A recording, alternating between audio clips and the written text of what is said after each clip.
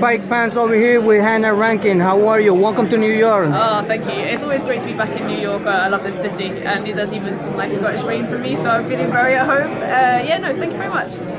That's a great thing. We having you over here. You actually, heading to, to fight again. But first of all, how was it that, the recovery from the first loss? I mean, from the loss that you had it in your career against Napoleon.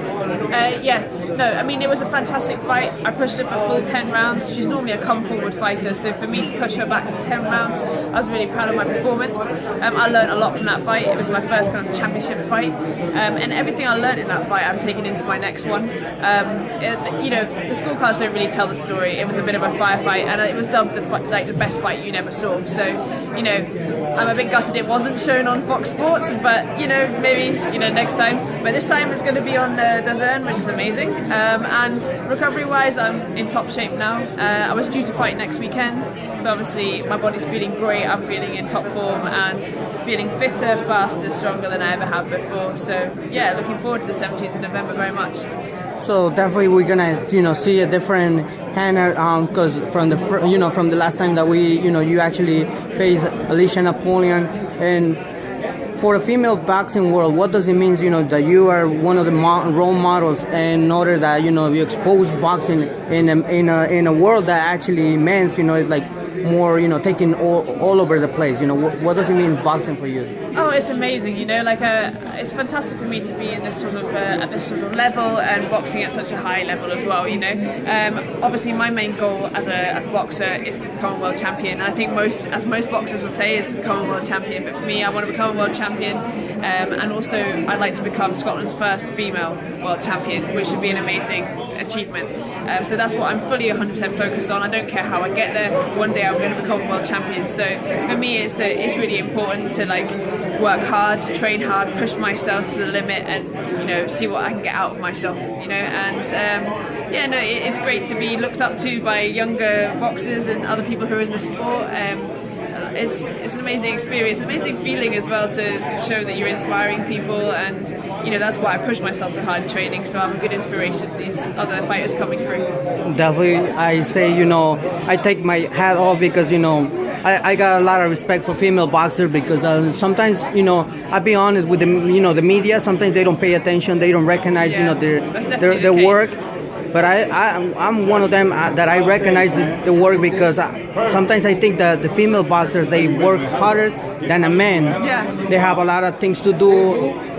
Sometimes if I would be a boxer, I think I would just focus on one thing, and after that, that's it. But I think as a woman, you feel that you have to push that a little bit harder to prove to everybody that you deserve the right to be there, which shouldn't really be the case, but I always feel like I have to work even harder, just a little bit extra, to convince everybody and prove myself.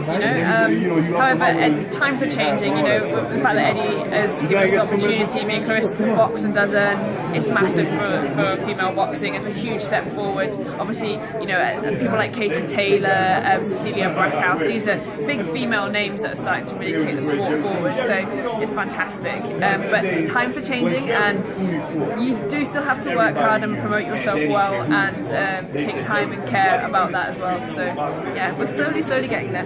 Definitely, I say we are gonna keep an eye on you, and expecting you bring more of you, because I think we haven't seen the best yet. Am I right or wrong? And very quick, how you got involved in boxing? What was it? How did I get involved in boxing? Yeah.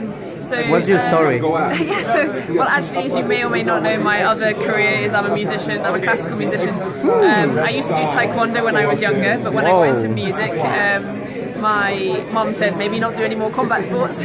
But I got back into boxing for fitness, and then did some charity fights when I moved to London. And then after that, I wanted to take it a little bit further, and I decided I want to stay with my coach and my team to go professional, and this is where I am now, almost 2 years later as a pro. So about to fight in Kansas for the world middleweight titles and championships. I can't believe it. It's amazing. Dream come true for me, really. That's amazing. I like to hear the stories when sometimes a fighter comes from a different perspective of of life, that sometimes it changes the whole environment it goes around, and sometimes you do one thing but then you choose to do another, and definitely you chose becoming a professional boxer. Yeah.